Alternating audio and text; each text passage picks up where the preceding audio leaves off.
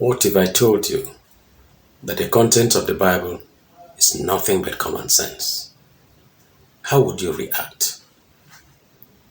You see, everyone believes that right from the beginning of creation, God had the Bible written to guide the relationship, the interaction between God and man and God. Do you think that is true? That's incorrect. If you sit through, you and I are going to reason together. I'm going to reveal to you from the Bible itself that it never entered the mind of God to write a manual called Bible, such as we have today, for any purpose at all. Why? You would get to know. But the real question on your mind is, how then do we have the Bible? Well, let us begin the discussion this way. You see, if you read from Genesis account, chapters 1 to 3, a few things will come out clear to you. Some facts will come out clear to you that will support the point that it never entered the mind of God at all to write the Bible. Why? You see, of all the creation, of all the creatures God has created, all the rest that he created before man, the scripture says, and God commanded the light to be, and it came to be. And God commanded this. But when it came to man, do you notice that the Bible there says, and God said, let us make man in our own image. Underline, let us, and then image. Humans are the only creature of all the billions of creatures, live and inanimate, that God created out of an investment of the creative team, his heavenly team. The entire factory workers were involved to create man. That shows the importance he attached to man, how highly regarded man. And that speaks also to the investment, the high investment that God has created in man.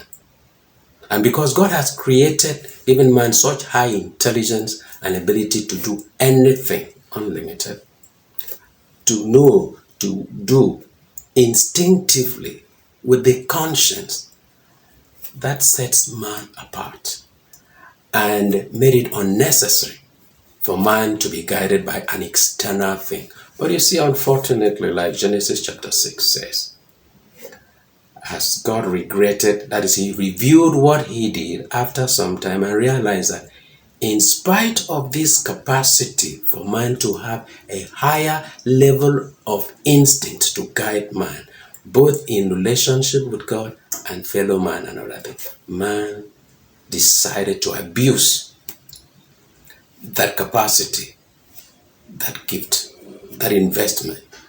You see, man chose not to be guided internally, but chose an external guide, somebody to manage his thought, manage his life. We chose rather for the experiential knowledge rather than the internal knowledge that came from instinct. For example, after God created Eve for Adam, the Bible does not tell us that he told Adam, well, Adam, here I bring your wife, and this is what you'll do, and that is what you will not do. The Bible is silent, and of course it's natural that he wouldn't do that. That's why, because he had the conscience, because he had an internal guide rather than the external, when Adam woke up from the anesthesia that God undertook in order to create a wife for him, he came and saw a beautiful being, and the Bible tells us Adam broke into a love poem. This is the bone of my bone and the flesh of my flesh. Nobody told him, but he knew. So that shows that man didn't need external because within him he had enough to lead him. But however, the inclination of man over time made God say, okay, you do not like to be guided internally. You want external. That is the beginning of external guidance. The plans to have a Bible written. But even then, it did not start at that time. Well, it is when man repeatedly failed God and deviated from proper use of common sense or the laws that were written in his mind, which we call conscience, that's when God introduced another means, external laws that were to guide man as to what to do and not to do. Because we jettisoned self-independence, self-guidance, self-direction. We needed to be guided externally by laws. So the point is, how do you prove that this is so? That's part of your question. Yeah, to show to prove the fact that we humans didn't need the laws, we want to take examples from the early ministers, early servants, early men of God. Look at Abel. The Bible does not tell us that there was a Bible, a book, a guide, a code to guide him to know the appropriate sacrifice to make to God. Unlike his brother, who given himself into a poor inclination, evil inclination to do evil, he rather gave God a poor, a bad sacrifice. Whereas the man who had allowed the conscience created in him by God to lead him, gave God a better sacrifice than that of Cain. And of course, jealousy. The rest of the story, you know. Noah didn't need any elaborate laws written for him to guide him, do this, don't do this, don't do that. And yet, he was faithful, true servant of God throughout his life. What about Abraham? The Bible does not tell us there was anything that needed to guide him in terms of laws, rules. But he did that obediently to God to the point of nearly sacrificing Isaac. Do we talk about Moses? The Bible says there's no man as meek as Moses. He was guided by his instincts, supplemented by directives from God. And of course, you talk about Job.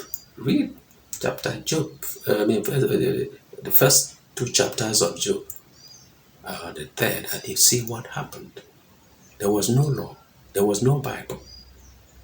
So which shows that mankind played down on the usefulness of instinct, on the usefulness of conscience, and preferred experiential knowledge. And that's why it came with consequences. Okay, now, do you think if we look at the Bible, do not steal, is it not a common sense law that if you steal, you would have a penalty? Do not commit adultery. If you commit, somebody else might kill you, or in a present situation, governmental laws, you get locked up. Do not do that, do not. You see, these things are common sense, but because of mankind jettisoning that, it therefore became necessary to put this in code. Because man felt unless something is imposed on him, he cannot. But even then, look at the Bible. How many of church-going Christians obey the dictates of the Bible? So, it was not in the mind of God in the first place, but because of stubbornness and God trying to absolve himself from blame arising from his reward later, that's why God puts it in black and white. That these and these shall be this, You shall do this, you shall not do. Otherwise, the relationship with God should be something of common sense. What do you feel about this? Do you agree with me? Let me hear your opinion in the comment section. However, if this discussion has been of benefit to you, why not subscribe if you're a new person to the channel? Otherwise, like it, share it, and let the knowledge go around. Until I come again in the next video, keep questioning. Hold on to what is fine. Bye-bye.